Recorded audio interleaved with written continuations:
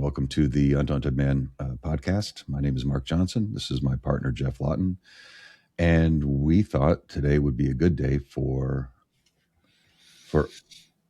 you to begin to get to know us, who we are, why we do what we do, and to get to know our stories a little bit.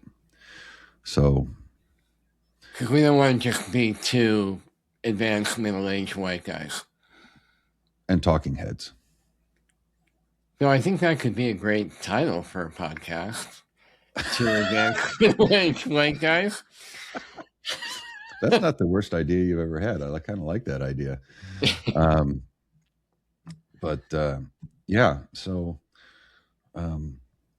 you and I have both been at this for more than 3 decades apiece. So what got you on the path? Like, what was the state of your being, the state of your life, the state of your mental health, the state of your life generally that got you on the self-improvement, personal growth, men's work path? Yeah, okay. So limiting it to the men's work part of personal growth, because even as a high school kid, I was very much into wanting to grow, wanting to learn. But how I got involved in men's work, a little bit of context will help. That I grew up in the Bay Area, and when I got out of college and met the woman who became my wife, we were living in the northern Bay Area, and I was in the corporate world then, and working predominantly with men. And all through elementary school, junior high, high school, my relationship to boys, to guys, was really fraught. And a lot of that had to do with the fact that growing up I was bullied a lot, and the bulliers were always guys.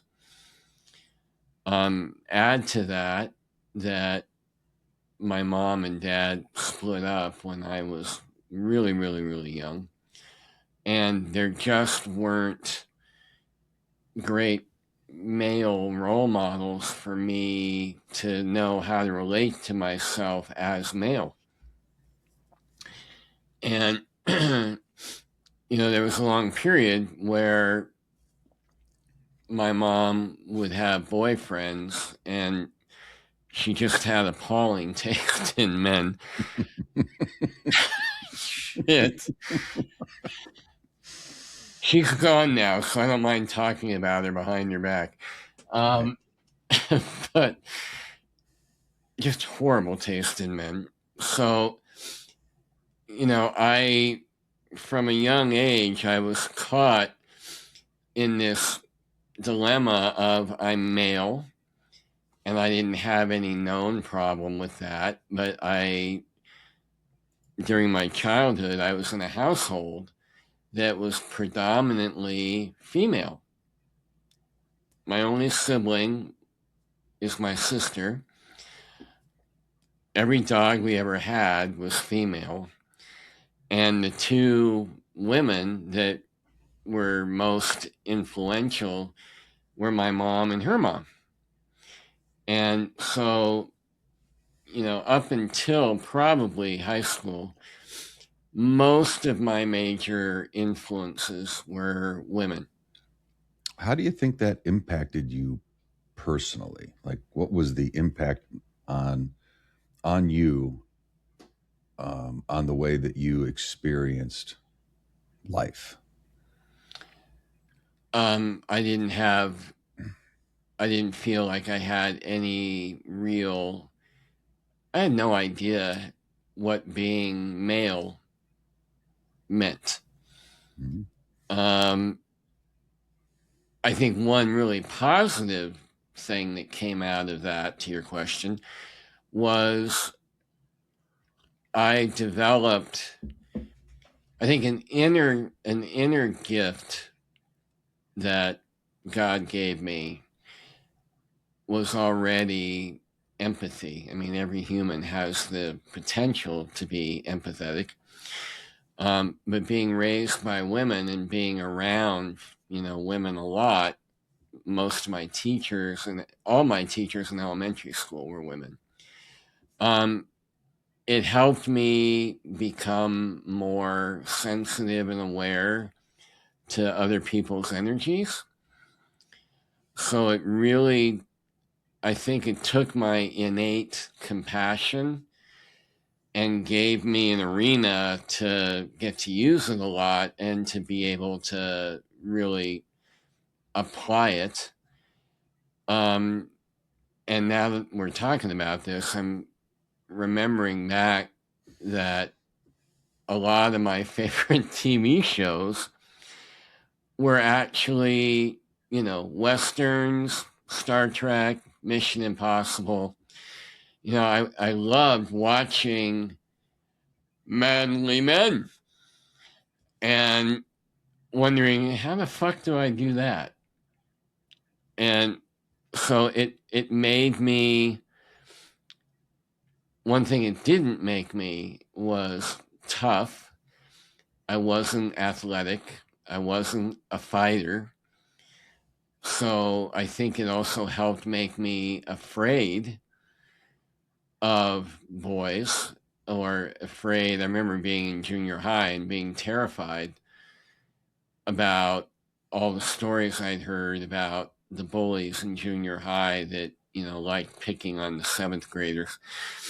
And maybe the real beginning of my foray into men's work was the first day of seventh grade, where I'm walking down the hallway and I hear this voice, "Hold up the wall, motherfucker." And I turn around and it's this short little blonde kid, that was easily a foot shorter than me. And I just laughed at him, which of course pissed him off. And he tries to, he starts approaching me to, I guess maybe push me against the wall or whatever. And in that moment, dormant masculine energy came up for the first discernible time that I can remember, that basically, looked at him, said, "Fuck off," and walked away. And, he yelled a few things, but he didn't come after me. So it really, I think growing up in that environment made me afraid. It had me not very connected to my masculine energy. And of course, at that age, I didn't know about masculine, feminine. There's boys and girls. And when I got into high school, then, again, not having ever been taught how to fight, and being afraid of getting hurt. So fear was the dominant byproduct of growing up in that, all feminine. It helped make me a nurturing person, but it gave me no confidence in myself, in my masculinity or my maleness.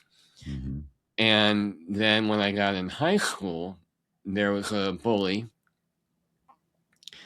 who, I think, pretty sure we went to junior high together, and he bullied me in junior high, and then he kept at it in high school until one day he came after me. It was sophomore year, so I would have been 15. And he came after me outside in the courtyard, and I don't remember what he said. All I remember is I lost my shit, and I grabbed him by the shirt and I punched him in the face, and he never bothered me again. And the rush of what it felt like, number one, to get really mad, because I wasn't comfortable at all with anger. And I had plenty of it, but I wasn't comfortable with it. So finding out that I had it in me to hit somebody that was, messing with me, and then getting into boxing for a little bit in PE class. And one of the other boys that I'd known for a few years, he hit me in the face, and that triggered something. And I just fucking wailed on that guy. And it felt so great. And that began kind of planting seeds for what got me here. But I still was, afraid. I was very self-conscious about my voice, so that was another factor that had me isolate. So I didn't grow up with a ton of friends, and most of the ones I did have were girls because I could understand them, and I had that empathy that they wanted. But then when I had a high school counselor that was a football coach, burly guy, and one of the kindest, wisest men I ever met in my life.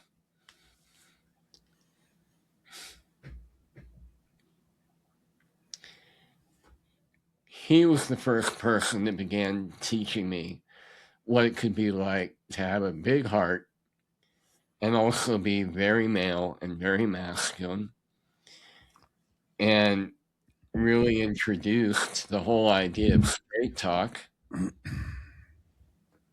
because in my family, telling the truth was rarely a wise thing to do.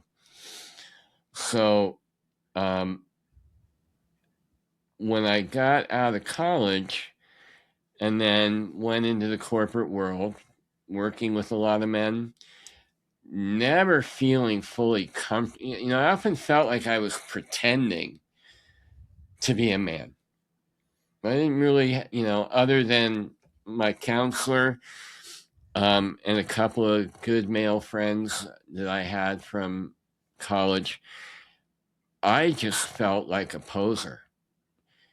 And then when I got together with my wife and we got married, that helped bring out more of, kind of natural instinct around protecting women. I was always I want to take care of my wife. I want to do what I can to, provide, protect, all that stuff that men do. And then we ended up having a son together, which was not part of the plan. Not the son part. We just weren't going to have kids. And when the universe laughed at us and said, "Oh yeah, you are," and we had a little boy who's now a 6'4", 39-year-old. I had no idea. Okay, I got to teach this kid how to be a man. And I think when Mark was born, I was 28. And I had no idea.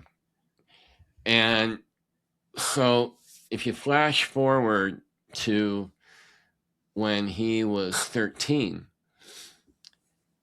and this was really the turning point, a good buddy of mine who had done a lot of men's work and had encouraged me to get into a men's group and whatnot. And I was so afraid of men, and probably in hindsight, ashamed that, okay, I'm in this male body, I've got a dick, I like using it, that part of manhood. I thought, okay, cool, I got that down. And I was afraid. I was terrified to get into a men's group. But when Mark was 13, a good friend of mine who had been in men's work already for a decade by then, and very knowledgeable about particularly the literary side of men, Robert Bly and the mythopoetic guys that got everything started. And we did an initiation day for my son to help him be ready for his 14th birthday.